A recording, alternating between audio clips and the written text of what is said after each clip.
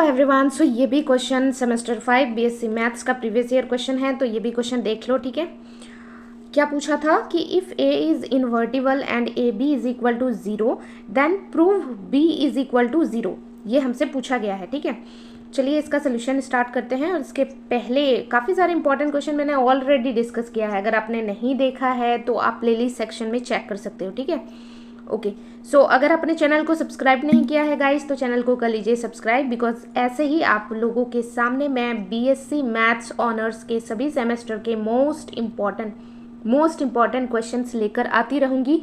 और in future मतलब कुछ दिनों के बाद मैं बीएससी मैथ्स का प्लेलिस्ट यानी बीएससी मैथ्स का एकदम सेमेस्टर 1 से लेकर सेमेस्टर 8 तक एनईपी न्यू एजुकेशन पॉलिसी के अकॉर्डिंग सारे क्लासेस लेकर आऊँगी। ठीक है, सो मेक श्योर कि आपने चैनल को सब्सक्राइब कर लिया है।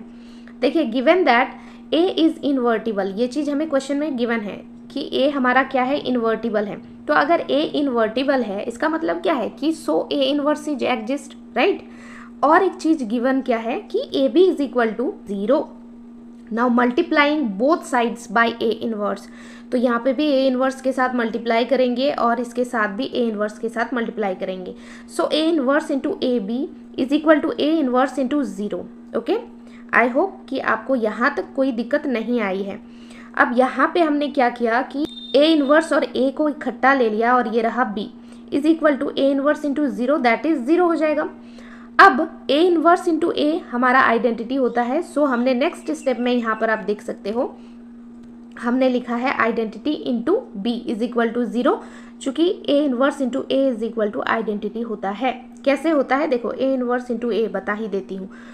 कोई भी बेसिकली ए इनवर्स को आप लिख सकते हो 1/a और ये ऊपर में मल्टीप्लाई में ए कैंसिल हो जाता है तो अल्टीमेटली 1 बचता है। 1 ही तो हमारा आइडेंटिटी मैट्रिक्स है।